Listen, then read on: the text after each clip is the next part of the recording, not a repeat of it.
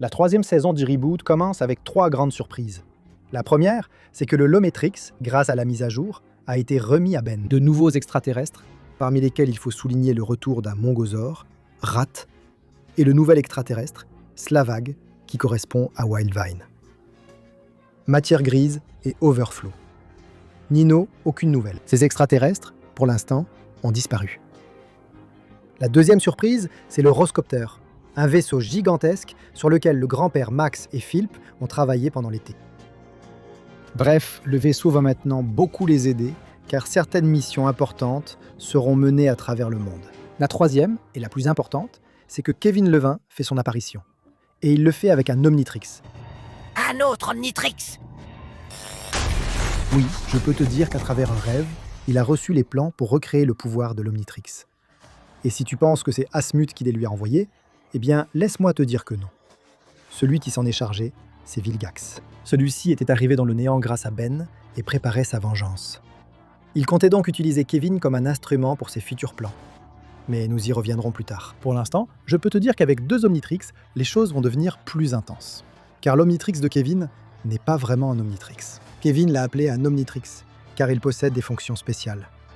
La plus importante et remarquable, c'est que toutes ces formes extraterrestres sont une sorte de mutation monstrueuse. Sinon, jette un œil à Hotshot, Quad Smash, Breaking Ball, Pointe Cristal et Rouge, qui sont des extraterrestres facilement reconnaissables. Avec Thornblade, Undertown, Proeba, Scoutmoff et Matière Noire, c'est très différent. Comment as-tu récupéré mes extraterrestres disparus?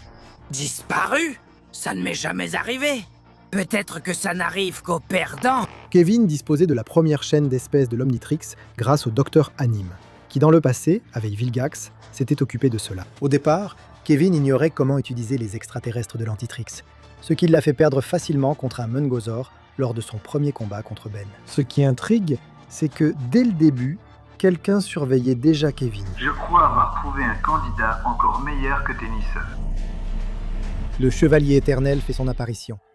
Celui qui sera chargé de tirer les ficelles cette saison. Le Chevalier Éternel sait-il quelque chose? Et c'est très inquiétant, car il met à l'épreuve les compétences des ennemis de Ben. Vapeur, Smiley et Sombozo sont les premiers à être mis à l'épreuve et les premiers à échouer. Les compétences de Ben, avec ses extraterrestres connus, le font se démarquer de ses ennemis. Le Chevalier Éternel, n'étant pas satisfait de la situation, décide d'observer Kevin de plus près lors du 2e round de Ben contre Kevin. Kevin utilise toute sa puissance. Thornblade et Undertown affaiblissent 4 bras. Cet extraterrestre très puissant. Overflow. Je ne suis pas Overflow. Je ne suis pas Overflow, je suis Overture. Nous avions déjà signalé que l'Antitrix de Kevin avait été modifié. Une autre surprise qu'il nous apporte, c'est qu'il peut passer d'un extraterrestre à l'autre, donc maintenant il nous présente Matière Noire, un extraterrestre totalement différent de Matière Grise que nous connaissons tous. Cette mutation est suffisamment puissante pour se battre contre 4 bras, ce qui peut sembler insensé, mais cela devient encore plus étrange, car elle possède une attaque de feu qui peut ensuite se transformer en une sorte de diamant lorsque 4 bras est enfermé. Et quand Kevin avait quasiment gagné le combat, l'Antitrix n'a plus d'énergie. Fais attention à ce que tu ne vois pas, comme quand le temps de ta montre arrive à expiration. Kevin a encore beaucoup à apprendre. Ses compétences ne sont pas suffisantes pour vaincre Ben. Mais elles le sont assez pour que le Chevalier Éternel lui propose une alliance. June.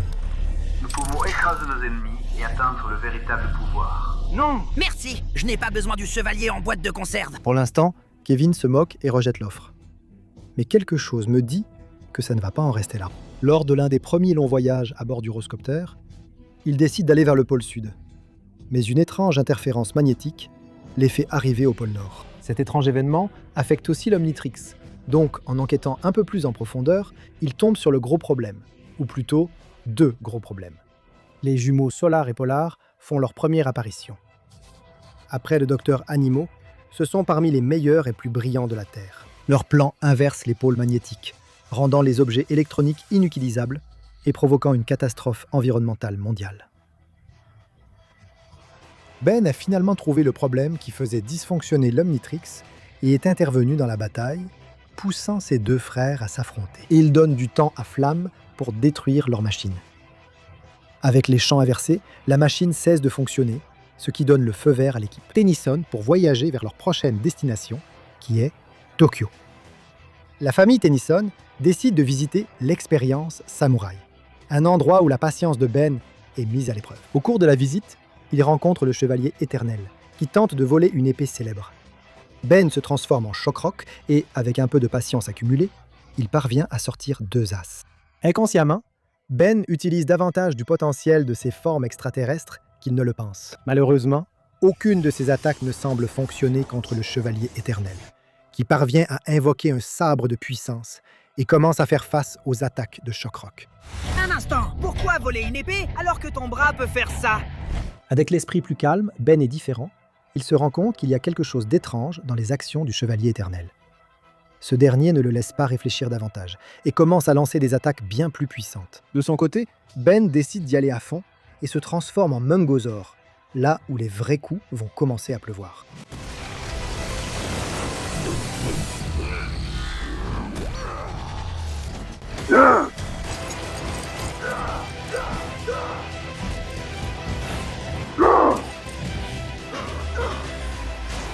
Ben parvient à donner un coup si fort qu'il brise le casque du chevalier éternel.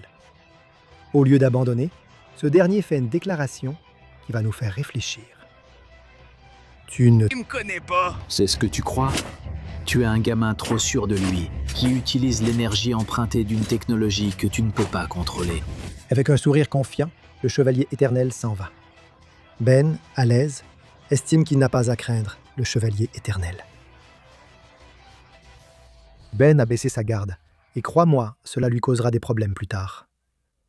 Grâce au Roscoptère, la famille Tennyson peut voyager dans différents endroits. Parmi les plus remarquables, nous avons la Grande Muraille de Chine, le Big Ben, et même les plages de Rio de Janeiro. Maintenant, tous ces longs voyages mettent le Roscoptère à rude épreuve. Donc, Phil doit l'entretenir. Pendant un certain temps, les Tennyson doivent retourner au Rosbucket. Mais cela les rend vulnérables aux ruses du chevalier éternel, qui essaie de trouver les faiblesses de Ben en le faisant combattre contre Simon.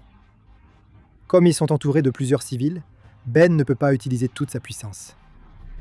Simon, tu vas.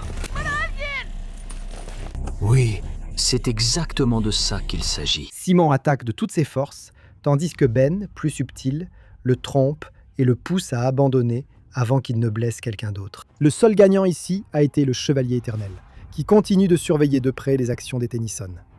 Il parvient à sauver Charmcaster et à la recruter pour sa cause. Ça en fait 2, et celle-ci est cruciale, car il veut s'en servir pour recruter Kevin, toujours obsédé par l'idée de battre Ben, au point de le suivre au camp spécial. Le combat entre Shugrok et Quadsmash allait être interrompu.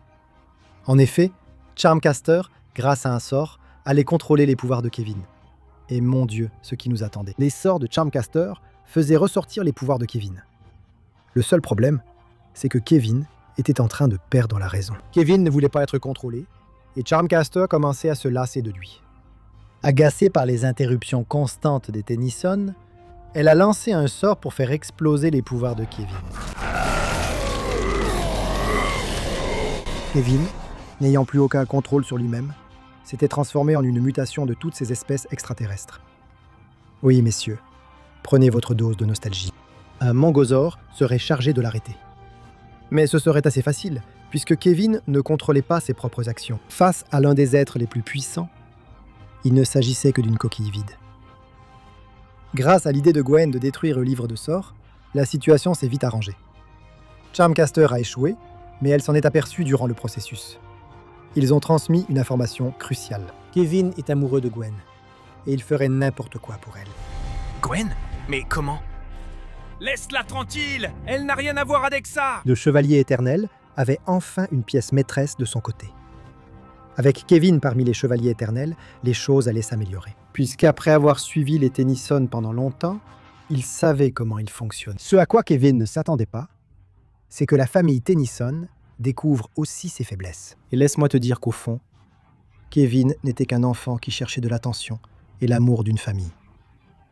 Je l'ai eu pour commémorer ton premier jour à Adrenalandia. Donne-moi ça. Je ne veux pas qu'on me voie avec les Tennyson. On pourrait dire que Ben a tout gâché, car il s'est mêlé de quelque chose que personne n'aurait jamais dû faire. Pourquoi tu ne cours pas avec ton grand-père, bébé? Au moins, j'ai quelqu'un avec qui courir. Donc c'est de ça qu'il s'agit. Kevin révélerait Bashmut, son dernier extraterrestre, avec lequel il déchaînerait toute sa fureur contre 4 bras. Celui-ci le battrait, car les capacités du nouvel extraterrestre dépassaient celles de Ben.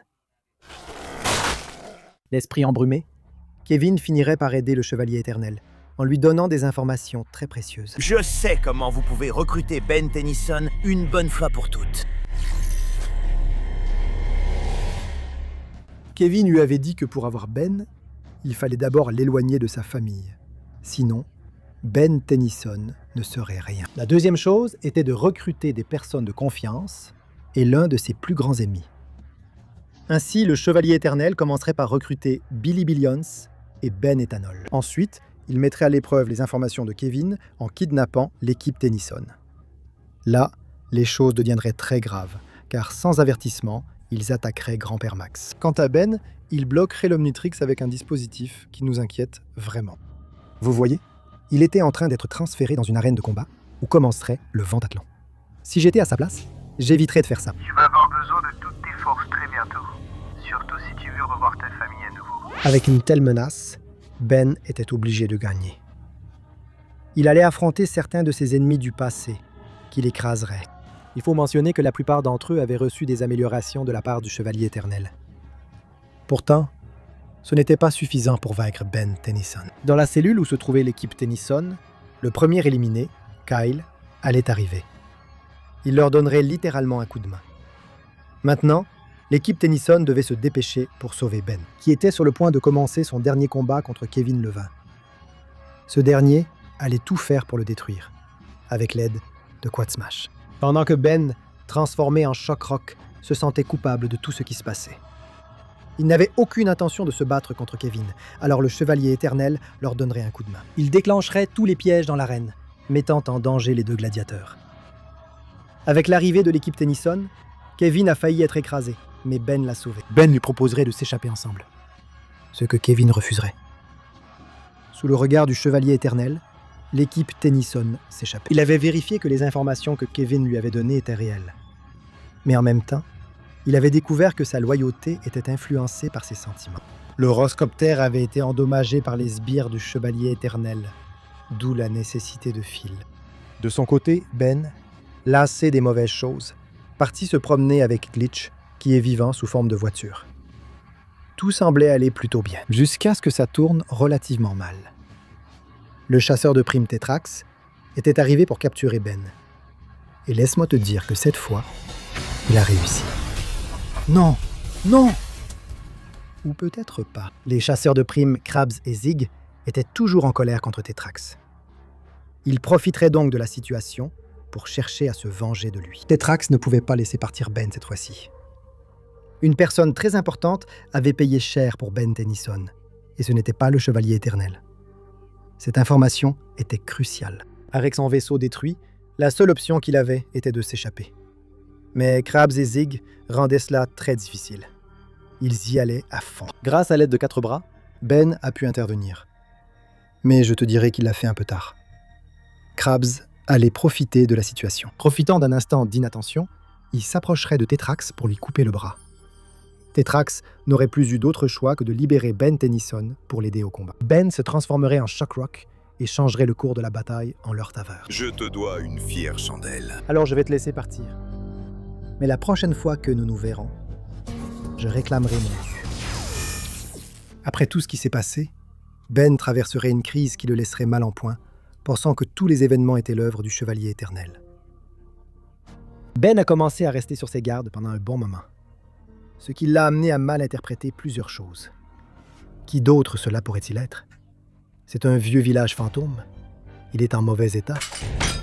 Cette fois, pour toujours.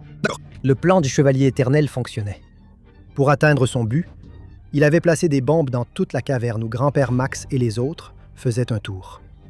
Ben ne resterait pas dans le doute et irait enquêter avec XLR-8. Malheureusement pour lui, il tomberait alors sur le Chevalier Éternel, qui semblait être une autre personne. Il connaissait les mouvements de XLR-8, donc l'attraper fut simple. En voulant protéger sa famille, Ben s'est exposé face au Chevalier Éternel. Celui-ci n'a pas hésité à lui dire que s'il ne le rejoignait pas, sa famille serait toujours en danger. Ben avait sauvé sa famille et le village. Mais au lieu de le remercier, ils l'ont simplement critiqué. Tes actions ont causé beaucoup de dégâts aujourd'hui.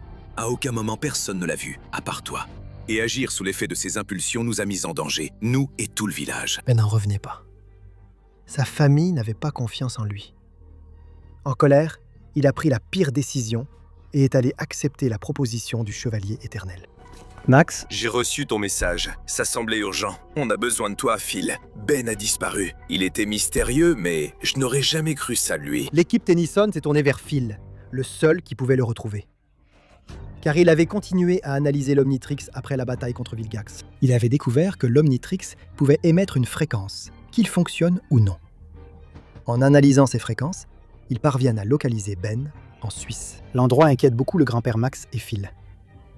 En raison de la gravité de la situation, Phil décide de donner des informations plus détaillées. Nous avons localisé les Nous avons suivi les mouvements de Pour Toujours ces derniers mois. Mais qui est-ce? Il vaut mieux se concentrer sur l'objectif, Wen. Pour une raison étrange, le grand-père Max décide de continuer à cacher des informations. Mais peu importe. Ils savent où se trouve Ben, et leur objectif maintenant est d'essayer de l'arrêter. Dans les forteresses du Chevalier Éternel en Suisse, il réunit tout le monde pour exposer son plan, mais d'abord, il présente Ben Tennyson, son nouveau membre. Tous sont stupéfaits. Ils savent que Ben Tennyson les trahira en découvrant leur plan. Ben se met en colère, pensant être sous les ordres du Chevalier Éternel pour gagner la confiance de ses anciens ennemis. Cela suffit au Chevalier Éternel, qui lance son plan pour construire un portail temporel. Pendant ce temps, les Tennyson, grâce au Roscope, arrivent en Suisse. Les défenses et les drones de Billy Billions compliquent leur entrée. Ils sont trop nombreux. Il y a un raccourci. Suivez-moi. Avec la machine déjà construite, il est temps que ceux qui m'accélèrent fassent leur travail. Leur objectif est d'atteindre 1430 km/h pour activer le portail. Comme tu peux l'imaginer, ils y parviennent. Charmcaster et sa magie sont chargés de stabiliser le portail et au passage, de créer une connexion avec le gantelet du Chevalier Éternel. Celui-ci lui donnera le pouvoir de voyager où et quand il veut. Avec tous les préparatifs terminés, le Chevalier Éternel et Ben se préparent à partir. Mais ils sont interrompus par l'équipe Tennyson, arrivée juste à temps pour sauver Ben. Le problème, c'est que Ben a déjà décidé. « Ben, nous sommes venus t'aider. Partez, parce que je n'ai plus besoin de vous. » Les Tennyson restent stupéfaits par les paroles de Ben. Mais ils n'y prêtent pas attention. Tout le monde est sûr que les actions de Ben doivent avoir une raison.